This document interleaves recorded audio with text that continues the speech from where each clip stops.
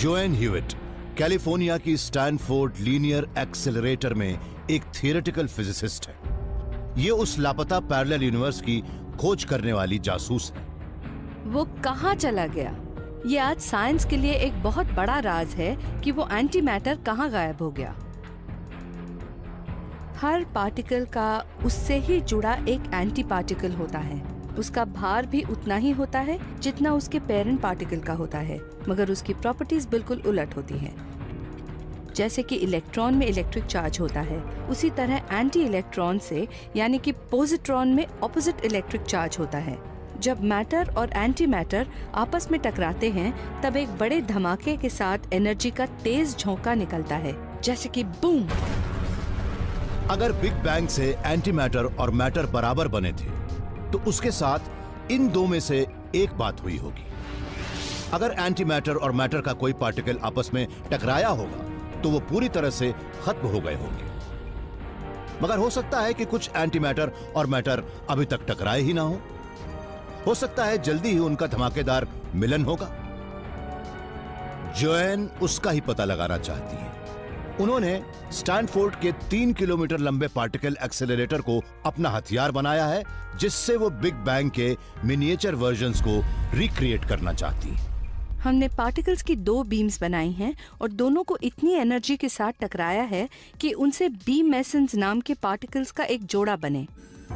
B factoring नाम के इस एक्सपेरिमेंट के अंदर जोएन और उनकी साइंटिस्ट्स की टीम ने बी मेसॉन्स का एक झोंका देखा, जिसके साथ उनके एंटी मैटर ट्विन्स भी थे, जिन्हें एंटी बीज कहते हैं। ये उन एक जैसे मगर एक दूसरे के ऑपोजिट पार्टिकल्स के बीच मामूली से मामूली फर्क ढूंढने लगे। अगर आप B meson versus anti B meson को स्टडी करना चाहते हैं तो आपको उस वक्त के बीच का अंतर देखना होगा जब वो डीके होते हैं, मगर वो कुछ ही देर तक रहते हैं, जिससे उनकी स्टडी कर पाना बहुत मुश्किल है। इन सोफिस्टिकेटेड इंस्ट्रूमेंट्स की मदद से जोएन और उनकी टीम ने बी और एंटी बी के बीच एक बड़ा मामूली सा फर्क ढूंढ लिया है। उनमें से एक दूसरे के मुकाबले ज्यादा जल्दी या थोड़ा अलग तरीके से डीके होता है। इनमें से एंटी बी मेसन ही ज्यादा तेजी से डीके होता है। मैटर और एंटी मैटर के बीच के इस मामूली से फर्क से भी बिग बैंग के बाद जो भी हुआ उसके ऊपर काफी बड़ा असर पड़ा होगा। सच तो यह है कि उससे एक बिल्कुल अलग ब्रह्मांड बन गया।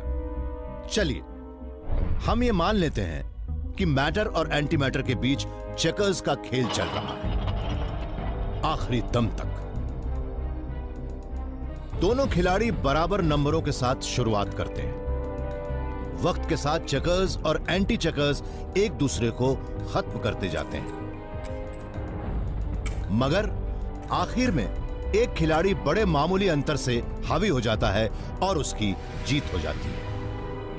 बिग बैंग के बाद बने एक बड़े से ग्रुप में से ये एक इकलौता चेकर बच गया है और उसमें ही पूरे ब्रह्मांड का सारा मैटर कंटेंट समाया है।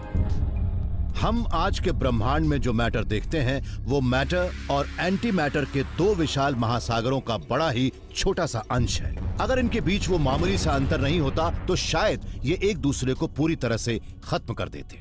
ये वही अंतर था जिसे जोएन और उनकी टीम ने बी और एंटी बी मेसॉन्स के बीच देखा था। एंटी मैटर चूंकि थोड़ा जल्दी डीके होता है, इसलिए आज हमारे पास मैटर बचा है, मगर ये बिग बैंग से पैदा हुए मैटर का बहुत ही छोटा सा अंश है। मतलब जोएन की जासूसी कामयाब रही। अब हमें इस बात की फिक्र नहीं करनी चाहिए कि हमें खत्म करने वाला खतरनाक एंटी मैटर यूनिवर्स स्पेस की अंधेरी गहराइयों में कहीं छिपा है। मगर यह कहानी यहीं खत्म नहीं हो सकती, क्योंकि बी फैक्टर के नतीजों से पता लग सकता है कि ज्यादातर एंटी मैटर कहां गए। बदकिस्मती से हम ब्रह्मांड के सारे गायब एंटी मैटर के बारे में ऐसा नहीं कह सकते। अभी फिजिक्स का कुछ ऐसा हिस्सा भी है जिसकी भविष्य में हमें खोज करनी होगी।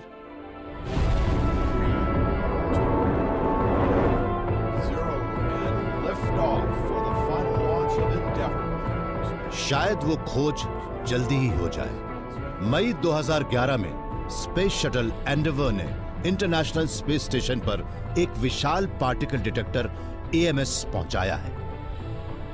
एएमएस उन कॉस्मिक रेज की तलाश करेगा जो कई 100 करोड़ साल पहले बने थे, उस वक्त जब बिग बैंग के बाद मैटर और एंटी मैटर एक दूसरे को खत्म कर रहे थे। अगर वो बचा होगा तो हो सकता है कि इससे हम एंटी मैटर के उस प्राइमोर्डियल समंदर के अवशेष तक भी पहुंच जाएं। एंटी मैटर यूनिवर्स वो इकलौता खतरा नहीं है जो हमारे ब्रह्मांड के किनारे घात लगाए घूम रहा है। हो सकता है कि हम कई तरह के पैरेलल यूनिवर्सेस से घिरे हों, और यह पता लगाना कि वो क्या और कहां है सिर्फ एक थियोरेटिकल गेम नहीं है, बल्कि हमारे पूरे ब्रह्मांड का भविष्य इसी बात पर टिका है।